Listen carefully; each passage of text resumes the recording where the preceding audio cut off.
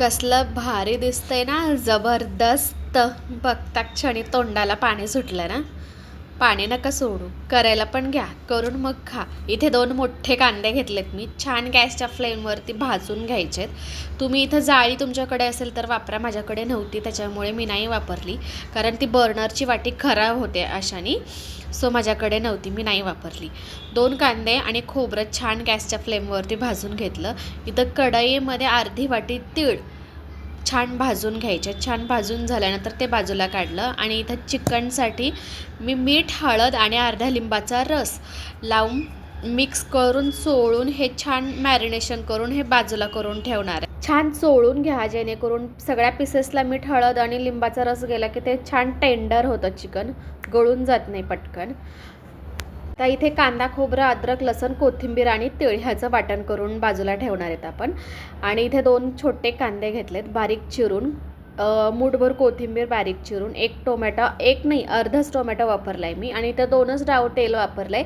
त्याच्यात लवंग, मिरी, दालचिनी, छोटी विलायची, मोठी विलायची आणि तेजपत्ता आणि जिरं हे तेलात टाकून घ्यायचं, छान परतायचं आहे.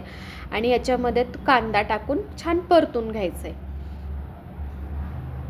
कांदा छान परतून झाला की नंतर मग कोथिंबीर पण त्याच्यातच टाकायची. लक्षात घ्या, मी अगोदर कांदा टाकला, पण तुम्ही अगोदर कोथिंबीर टाकाय. याने त्याचा फ्लेवर जो आहे ना तो खूप छान एनहान्स होऊन येतो, म्हणजे त्याची टेस्ट खूप छान लागते जेवताना. ठीक आहे, कांदा एकदम छान लालसर परतायचा आहे आपल्याला, त्याच्यामध्ये कच्चा नाही ठेवायचा, कच्च्याने वेगळी टेस्ट येते. त्याच्यामुळं कांदा छान परतला की मग मॅरिनेशन केलेलं चिकन आपण त्याच्यात टाकणार. तर हा आपला गावठी कोंबडा आहे. सो आणि हा छान मिक्स करून घ्या, झाकण न ठेवता आणि याच्यामध्ये पाणी न टाकता याला छान परतून घ्यायचं आहे आपण.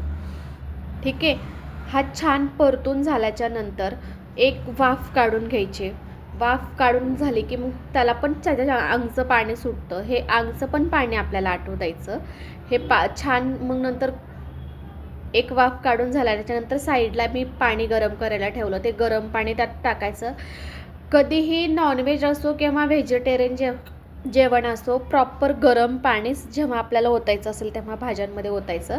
आणि त्याच्यानंतर अद्रक, लसूण, कोथिंबीरची जी केलेली आहे पेस्ट मी डायरेक्ट तेलात नाही टाकली परतायला, मी डायरेक्ट असं पाण्यात शिजताना टाकते आणि पण त्याची टेस्ट खूप छान येते.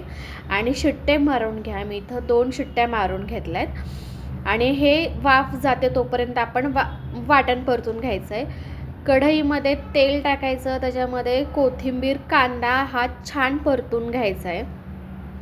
आणि ह्याच्यात सगळी जास्त ट्रिक आणि सगळी मेहनत ही मसाला परतण्यामध्येच असणार आहे, कारण कमीत कमी तेलामध्ये आपल्याला जास्तीत जास्त तर्रीदार चिकन रस्सा आपण करणार आहोत. सो ते छान कांदा परतल्यानंतर मग टोमॅटो टाकायचा. टोमॅटो छान नरम मऊ पडला त्याच्यामध्ये की मग नंतर त्याच्यात लाल तिखट टाकायचं. लाल तिखट टाकलं की छान परतून घ्यायचं. मग टाकणार आहोत आपण चिकन मसाला. याच्यात मी जास्त मसाले वापरले नाही आहेत. लाल तिखट मसाला, चिकन मसाला आणि धना पावडर, दॅट्स इट, एवढंच वापरले मी. जास्त फापट पसारा त्याच्यात टाकत बसले नाही आहे, मोजक्या ह्याच्यामध्येच. आणि शेवटी अद्रक, लसूण, कोथिंबीरची पेस्ट. आणि त्याच्यानंतर मला हे वाटण थोडंसं कमी वाटतं, माझ्याकडे काळा मसाला होता घरगुती, तो एक मी टाकला याच्यात. आणि थोडंसं वाटण मला कमी वाटतं म्हणून मी अजून थोडं वाटण करत करत मी त्याच्यात मसाला परतत गेले. एकदम मी वाटण टाकलेलं नाही आहे, कारण एकदम वाटण टाकलं की मग तो भाजीला दाटसरपणा खूप जास्त येतो. सो मला जास्त दाटसरपणा नको हवा होता, म्हणून मी कमीत कमी एका भाजीचा मसाला मी बाजूला काढून ठेवला होता. दुसऱ्या दिवशी त्याची माझी मटकीची भाजीचा रस्सा हा तर झालाच होता. सो आता आपण ह्याच्यात छान मसाला परतून घ्यायचा आहे. तोपर्यंत इकडं वाफ गेली की चेक करते. बघा आपल्या ह्याचा तर्री कशी छान आहे.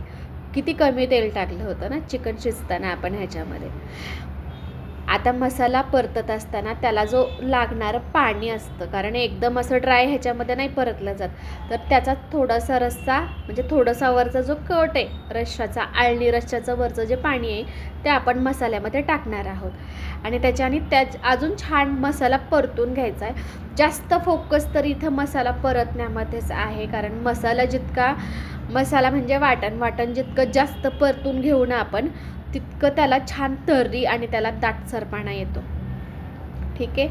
आणि माझी रेसिपी आवडली तर मला लाईक नक्की करा आणि याच्यामध्ये काय कमी किंवा काय जास्त किंवा तुमची पद्धत कशी असते हे कमेंट करून मला नक्की सांगा, तुम्हाला जर आवडलं असेल तर. आणि नेक्स्ट परत आणखीन पुढची रेसिपी बघण्यासाठी माझ्या चॅनलला सबस्क्राईब करून ठेवा. माहिती अडखळते खूप अडखळते, खूप गोष्टी चुकतात कारण मी नवीन आहे, शिकते आणि इम्प्रूव्हमेंट तर एकदाच होत नाही, हळूहळूच होत असते. हे तुम्हाला पण माहितीच आहे कारण एकदाच आपण शिखरावर नाही पोहोचू शकत आहे. चुका करत, अडथळे येत, पुढं एक एक स्टेप, एक एक पायरी पुढं जातच आपण पुढं जाणार आहोत.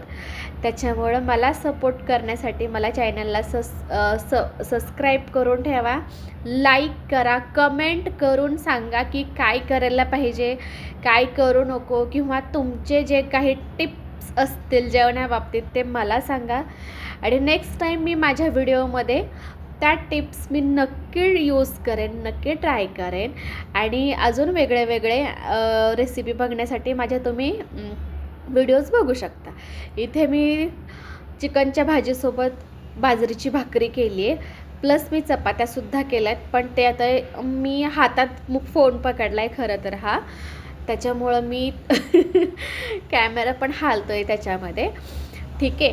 सो तुम्ही समजू शकता, समजून घेतलं तर आहे. कारण कुटुंब, मी असं नाही आहे की मी माझ्यापुरता व्हिडिओ करते, मी ह्या उद्देशाने व्हिडिओ करते की जेणेकरून पुढं चालून जे बघणारे आहेत ते माझे कौटुंबिकच असणार आहेत सगळे, भले माझे रिलेटिव्ह नसतील, अनोळखी असतील, कोणीही, पण एक कुटुंबाचा भाग. जेव्हा मी यूट्यूबचं चॅनल सुरू केलं तेव्हा तुम्ही माझ्या कुटुंबाचा भाग झालेला आहात. आणि ते समजूनच तुम्ही पण मला तुमच्या कमेंट्स, तुमच्या राय, तुमच्या टिप्स हे मला कमेंटमध्ये सांगायला विसरू नका. सो माझ्या मन्नूला थोडा अळणी रस्सा जास्त आवडतो, त्याच्यामुळं तिच्यासाठी मी अळणी रस्सा आणि हे माझ्या मुलासाठी मी अगोदर ताट करून देते. सो त्यालाही ताट दिलं, भाकरी, चपाती, अळणी रस्सा आणि भात. मला माझा व्हिडिओ आवडला असेल तर लाईक, कमेंट, शेअर नक्की करा.